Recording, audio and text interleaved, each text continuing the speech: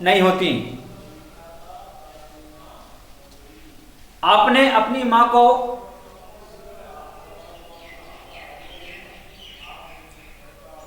दूध को उबाल कर रखते हुए देखा होगा। जब वो दूध को उबाल कर रखती हैं तो आप देखते हैं कि वो दूध जो उबाल कर रखा गया था वो काफी समय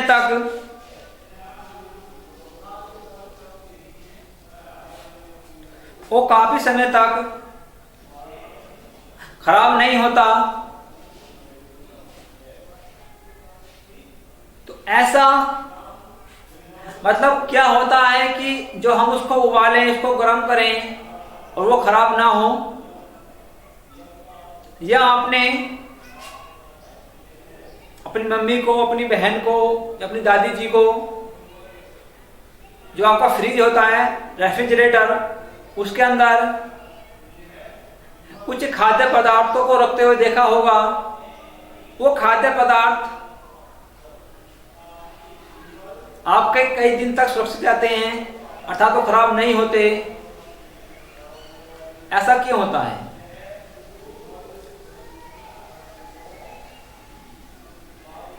या आपने जो मार्केट में दूध बिकता है वो एक थैली के रूप में बंद होकर आता है, एक पैकेट के रूप में बंद होकर आता है।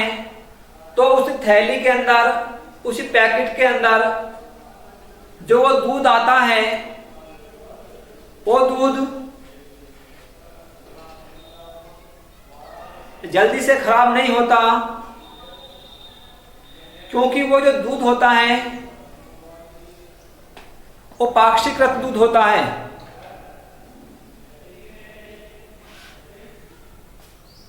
अब बात आती है पाक्षिकृत या पाक्षिकरण क्या होता है।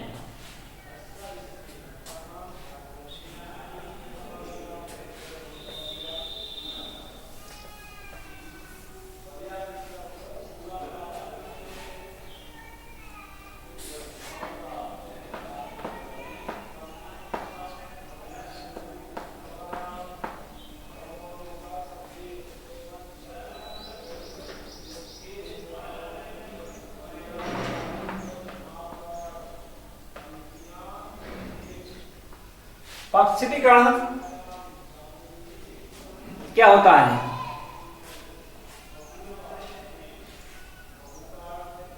इनका दूध को बिना उबाले भी एक लंबे समय तक इस्तेमाल किया जा सकता है, यानी कि उसको खराब होने से रोका जा सकता है। क्योंकि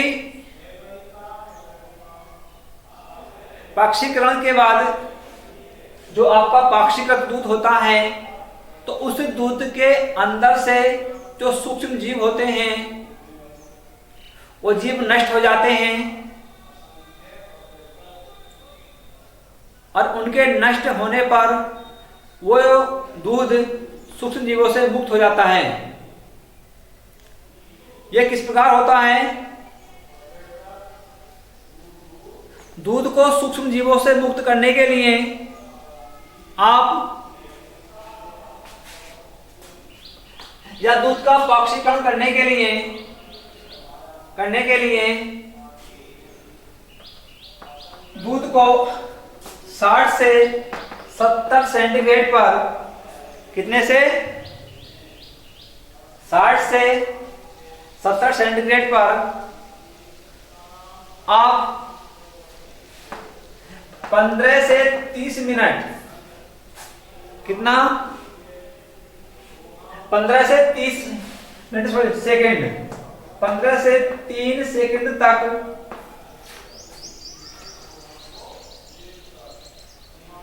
गरम करते हैं। और गरम करने के बाद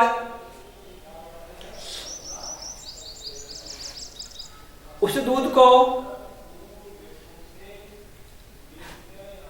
हल्के हल्के ठंडा करते हैं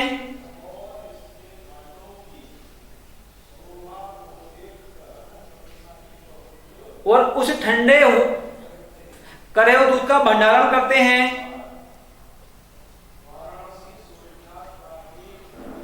इन दूध के साथ ऐसा करने पर उसके अंदर जो सूक्ष्म जीव होते हैं तो उस सूक्ष्म जीव की वृद्धि रुक जाती है, और उन सूक्ष्म जीव की वृद्धि रुकने से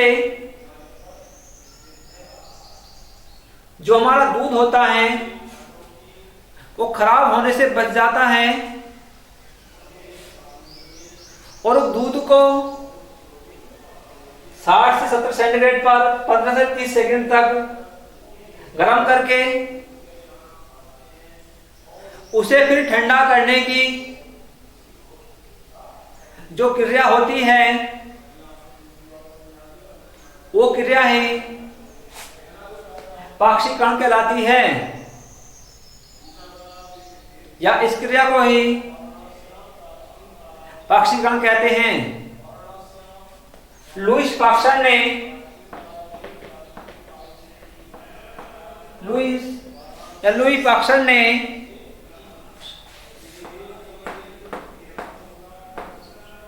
पाक्सर ने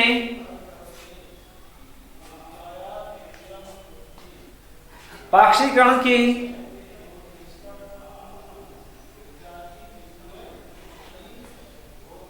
खोज की थी।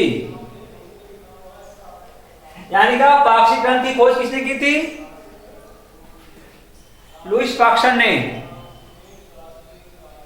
अब देखिए, जब आपने उस दूध को ठंडा कर लिया, यानी कि उस दूध का पाक्षिकरण हो गया, तो पाक्षिकरण करने के बाद हम क्या करते हैं, यानी कि उस दूध का भंडारण करते हैं। भंडारण मतलब जानते हैं, उस यानी कि जो सूक्ष्म जो आपका जो जीव होता है उन सूक्ष्म जीवों से जब वो दूध मुक्त हो जाता है तो उस मुक्त हुए जो दूध है तो उस दूध को एक ऐसी जगह एकत्र करते हैं या उनका भंडारण करते हैं, और भंडारण के बाद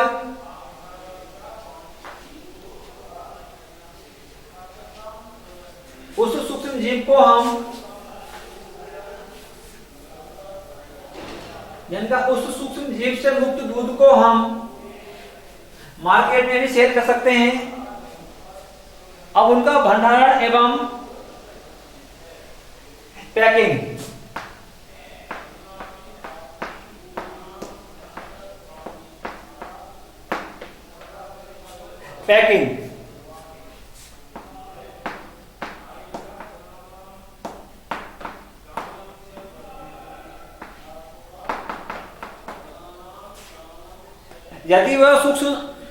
यदि वह दूध जो सूक्ष्म जीवों से मुक्त हुआ है, इसका पाक्षिकरण हुआ है, तो उस दूध को यदि हमें अपने घर में इस्तेमाल करना है तो उसको हम इस्तेमाल करने के लिए अपने घर किसी बर्तन में एकत्र कर सकते हैं, या उस जो आपका दूध है उस दूध को वायुरोधी जो अब थैलियां होती हैं उन थैलियों के अंदर भरकर भी हम मार्केट में सेल के लिए भेज सकते हैं, तो वो दूध लंबे समय तक खराब नहीं होता।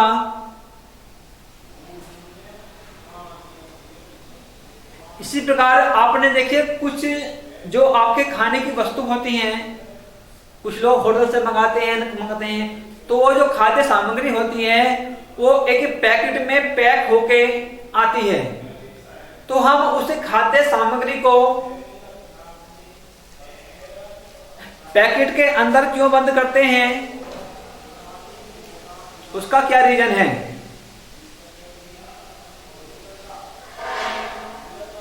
क्योंकि पैकेट के अंदर वायु प्रवेश नहीं करती। जो आपका पैकेट है वो ऐसे पदार्थ का बना होता है जो वायुरोधी होता है, अर्थात जिसके अंदर वायु प्रवेश न करती हो। जब उसके अंदर हम कुछ भी हमारे खाद्य सामग्री को भरते हैं तो वो खाद्य सामग्री लंबे समय तक, 1 या 2 दिन तक खराब नहीं होती। क्यों? क्योंकि सूक्ष्म जीव जो वृद्धि करते हैं वो अधिकांश वायु की उपस्थिति में करते हैं। जहां वायु या नमी कम मात्रा में होती है तो वहां सूक्ष्म जीवों की जो वृद्धि दर होती है वो बहुत कम होती है, तो इसलिए वो हमारी खाद्य सामग्री खराब नहीं होती।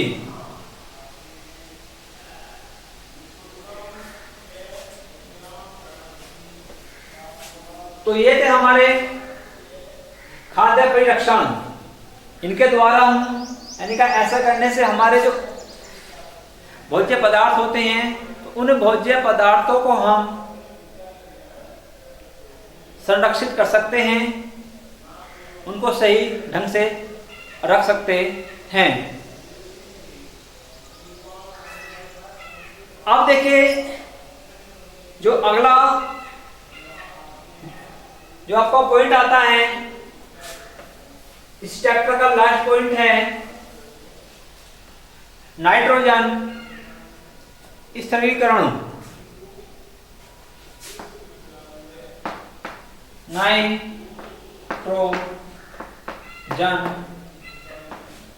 स्थिरीकरण।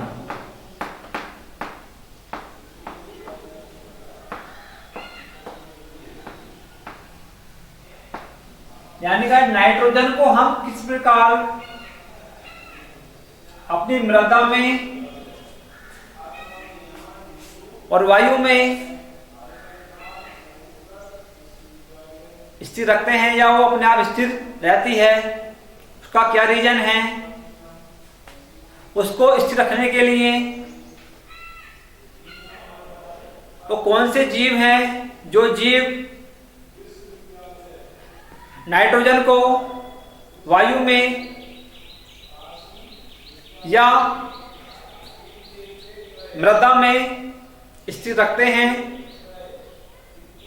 ये मैं आपको अगली वीडियो में बताऊंगा। इस वीडियो में मात्र इतना ही, बाकी अगली वीडियो में चर्चा करते हैं।